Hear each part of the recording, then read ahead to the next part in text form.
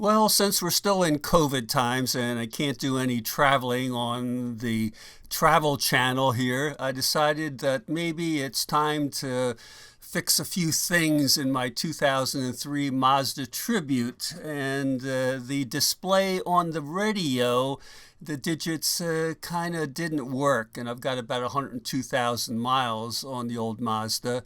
And here's the radio. And of course, this one has a 6 CD player and a tape player, and the digital display, sometimes you get a few digits on it, sometimes other ones, but in order to get the radio out, you have to take off these two little plastic side panels here, and you can pry those out with a screwdriver, and it's not a problem. So once you pop those out, then there's one there that's popped out.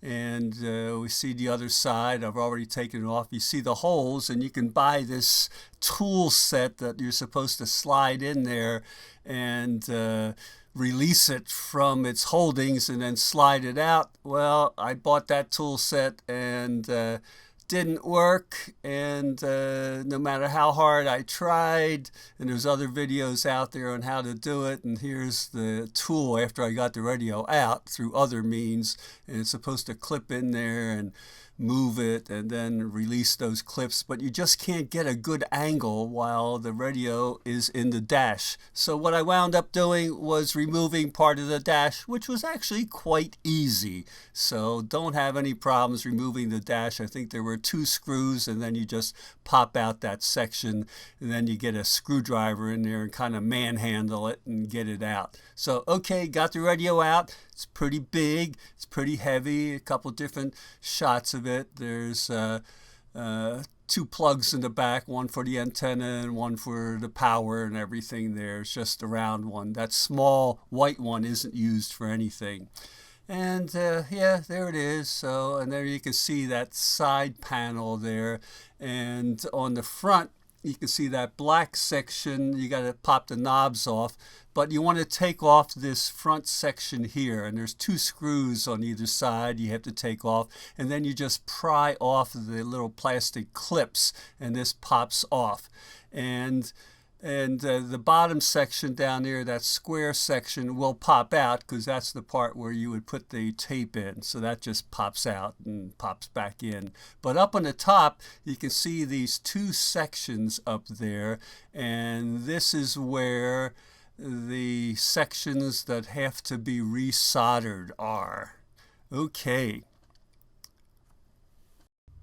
And you can see I have circled 2 sections of soldered pins, and the one with the arrow is the one that corresponded to the front of the display, where sometimes I would press real hard and some of the digits would come back on. So I kind of figured that maybe those soldering connections would be more loose in that section, but there's two sets of them here, and you can see when we have a closer look that those probably, the solder connections have come loose over the years, and they're not quite touching properly, and that have to be resoldered. I don't think there's anything else on the back of the board you have to worry about. The 2 circled ones seem to be the main ones, and once we take a closer look, you can actually see that maybe some of that solder is separated.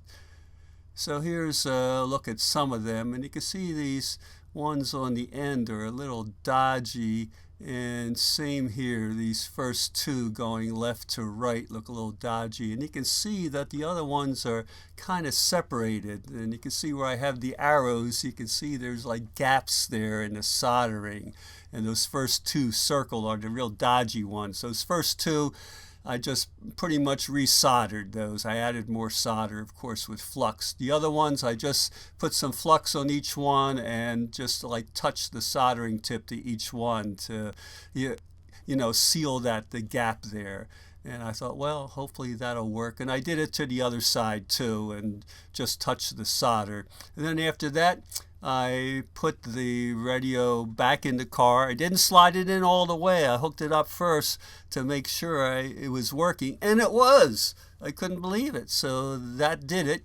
So now that I got the radio back in, well, I forgot to put the 2 screws back in the side, and that's what's in that little plastic bag that you see down at the bottom for future use. But even though now my MPAL cell phone holder kind of covers up the digits, but I had to do that because the suction cup cell phone holder, I couldn't trust it on the windshield, and I wanted the cell phone still pretty much in my field of view without taking my eyes off the road.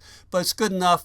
I only listen to a couple radio stations, and I can hit the presets, and I don't use the CDs or the tapes anymore, so the MPAL is held in the CD slot. So everything works, it's good. So if you need to fix it, pretty easy fix. Hardest part is getting the radio out. That's the hard part there. But taking that dash panel off is easy. There's other videos out there. I'll try to put some links down in the bottom in the description, and it's a fix you can do. So all right, folks, good luck. COVID times. Someday I'll get back to traveling. All right, bye.